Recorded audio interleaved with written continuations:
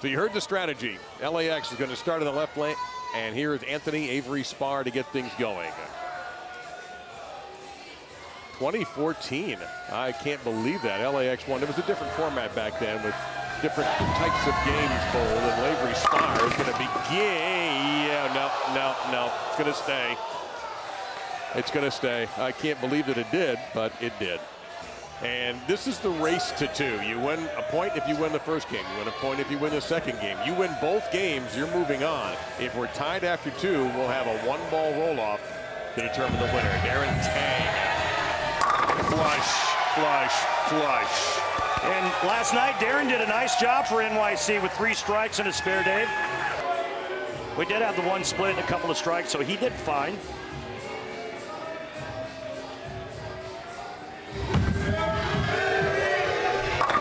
Like a different ball than he had last night. Yeah, he's using a different orb tonight, but that looked like it was a little left to target off his hand. And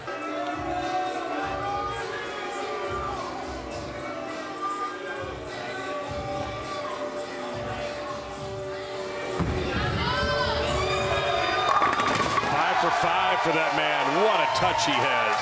That looked like it was supposed to be a ring and 10, and then right at the last minute, the 6 catches enough of the 10 pin, but I'm not sure you can roll the ball on the lane any prettier than that. That was a late 10, brother. That 10 almost got slapped over into the 7-pin spot. Just another exceptional year for the guy who's in the front runner for Player of the Year again.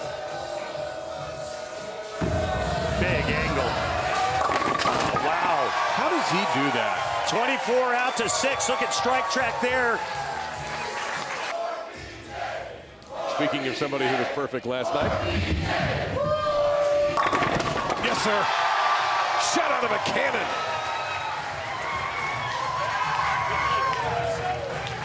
Fourth to ninth, and the anchor bowler bowls frames 5 and 10.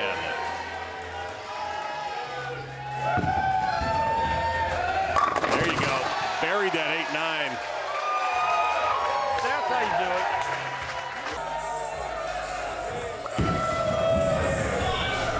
There you go. 5-pin was just stuck before it finally dropped.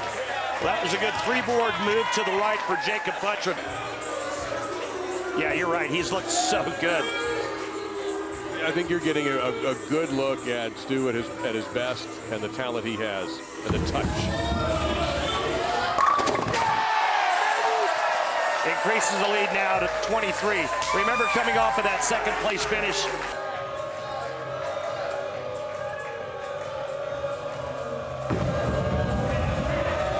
Insane. Wow. Insane. A little right of his last one, but look at these numbers. I mean, that is playing some incredible angles. They're getting smoked right now. Dick Allen with a strike here and close out game 1. Another flat 10. So what does he have to do differently? He's got to get a different ball in his hand because that ball is DOA when it's getting to the pins. If he makes it, they'll capture game 1. And he missed it. Now, Sherman, he strikes out. We go to a roll-off game 1. Unbelievable. All right. Let's see what he can do. He doesn't need 3 right now. He needs 1. Remember his first shot, 3, 6, 9, 10. 2 straight, gets a break. Look out.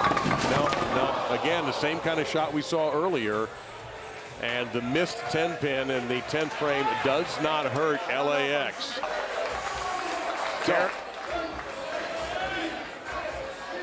Darren Tang to lead things off. Now they've switched to the left lane, which yesterday was a real bear. And again, that's the second time he looked odd at the approach. Exactly. What's up? I'll get right back to you. Avery Spar, big snap into the pocket for a strike. Carolyn, can you hear Randy? I know it's loud. Carolyn cannot hear Randy. That's how loud it is. We'll try Andrew Kane right after this.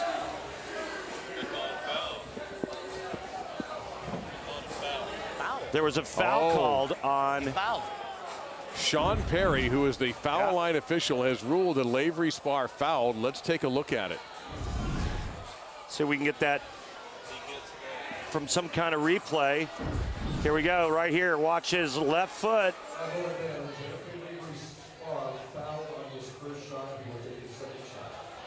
That's a foul. Then he pulls his foot back off of the approach. And no, we don't have replay in bowling. We have a line judge that watches all the players, and he's the determining factor as to whether or not the players stay behind the foul line. So Lavery Sparr's got to make an emotional recovery and get a spare out of this. It's the best he could have done. Yeah. And you know what? If you're going to do it, the count doesn't hurt you. Exactly. In the first frame. And we're just going to try to pour as many shots in there as we can and just ride it out, and hopefully we can get the second game. Thank you, Andrew. Kyle Sherman, who had the opportunity to tie the game in the first match from the anchor position. It's the beauty of team bowling. Watch the numbers on the right. Wait a minute. Oh, no. What on earth was that? I saw that happen to him a couple of times at the Touring Players Championship against Anthony Simonson. That exact same hit. Ring 10 with the 7-pin. Unbelievable. It cost him a major. And he could have set the record back then. Yeah. All right, so I'm not going back there. Yeah, it's hard for her to hear it Yeah, down there. it's too loud down there. Yeah. Just beat. Perfect. Pretty good there. Man. Hall of Fame stuff right there. Still got game. Oh, yeah. Out, so cut the deficit to 21, Jacob Butcher. Ooh, what an angle that was to the pocket from the lefty. By the way, we talked about Jason Belmonte as Player of the Year candidate.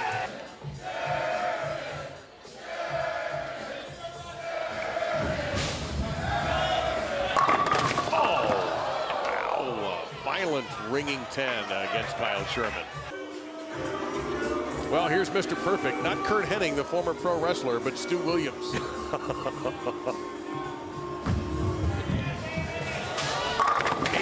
a row. Hey, Mr. Big Shot. Who do you think you are?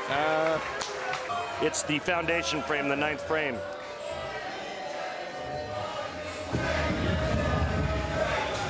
Spin it? No. Oh, boy. There goes your max score, and now you've got the possibility of an open frame in the 9th.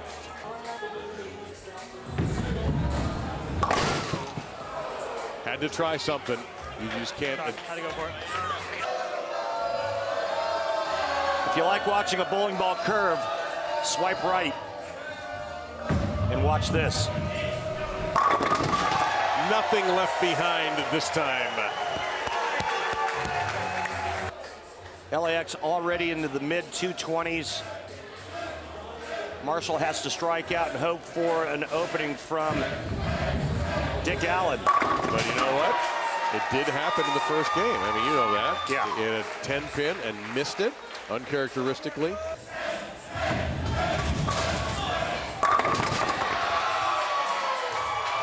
Okay. I think he figured that one out. That was a beauty. All right. That's all you can do. Yeah, he's giving him a chance. LA needs a mark. And Dick Allen has not looked like Dick Allen tonight. Well, he's going to have to knock one more down. And then a few after that. Good enough? Has to make. Gotta make it. He did.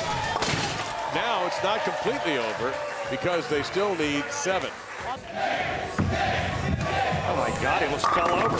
He's okay though. It's okay. It is over. LAX is in the PBA League Finals.